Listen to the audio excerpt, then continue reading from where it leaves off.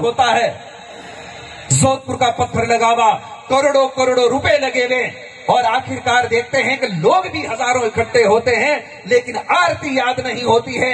उस मंदिर का क्या करोगे? क्या संस्कृति को बचाने में सफल हो जाओगे?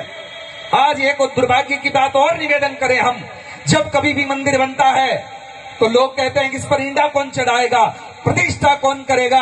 तब तक एक व्यक्ति और आता है, वो कहता है कि मेरी तरफ से मंदिर में एक मशीन भेंट। और मशीन कौन सी?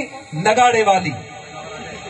ये आप लोगों को तो बहुत बढ़िया लग सकता है, लेकिन मैं भारतीय संस्कृति को भविष्य भावते हुए ये बात कह सकता हूं, ये सनातन धर्म का और हिंदुओं का सबसे बड़ा दुर्भाग्य है कि आप अपने सनातन धर्म को मंदिरों से बाहर निकाल रहे हो उस मशीन के द्वारा। मशीन जाती है, बस एक खटका गिराया और वो धड़ाधड़ शुरू हो जाता है। उसमें कितना नुकसान हुआ पता है? झालर बजाने वाला चला गया, नगाड़ा बजाने वाला चला गया, घंटी बजाने वाला चला गया।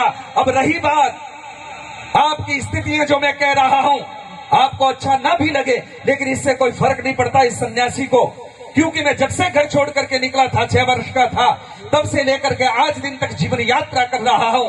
इसमें बिल्कुल बेझिझक कह रहा हूं, और जिसको चुभती है तब भी चुभे। कई बार लोग कहते हैं कि महाराज जी आप ऐसी बात क्यों कह रहे हो, किसी को चुभ जाएगी। मैंने कहा जब तक पैर में कांटा नहीं लगेगा तब तक आदमी अपने पैर को देखेगा भी नहीं कि चुभा क्या है। थोड़ा चुभेगा तो टंटोलेगा।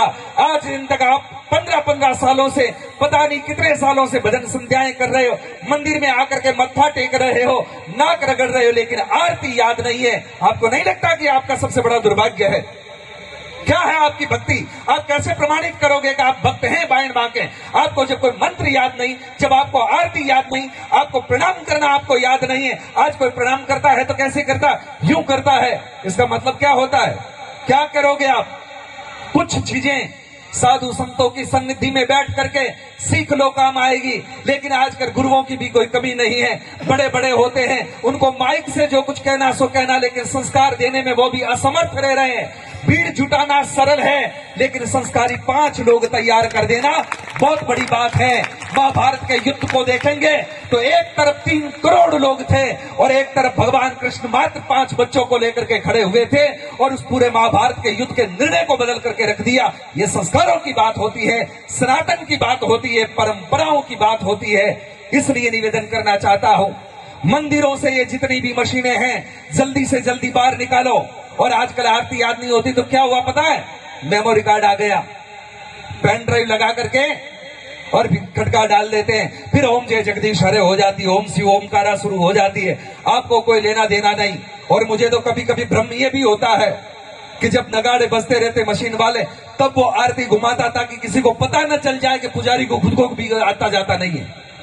हकीकत तो ये है, क्योंकि बस नगाड़ा बजता रहता है, वो घुमा करके पूरा कर देता, पता भी नहीं चलता कि हकीकत क्या है। लेकिन क्या कहें क्या करें समझ में नहीं आता। जितने मंदिर बन रहे हैं, जितने मठ बन रहे हैं, मुझे नहीं लगता है कि सुधार केंद्र है, मुझे लगता है कि नशे की फैक्ट्रियां खोल रहे हो। जितने भी भारतवर्ष में कहीं पर भी जाकर के देखता हूं, बड़े बड़े मंदिर होते हैं, वहां पर हर आदमी वहां बैठा क्या करता है? या तो हथेली चाटेगा या फिर गोचे चूसेगा। इससे ज्यादा हमने कुछ नहीं देखा है। ये दुर्भाग्य है सनातन धर्म का। इसलिए ये बातें आंखों से देखी हुई कह रहा हूं। आपको बुरा लगे तो सुधरने का प्रयत्न करना, ताकि सनातन धर्म अपने पैरों पे खड़ा हो सके, वरना एक समय ऐसा आ जाएगा कि इसको पूरा विकलांग कर डालोगे तुम।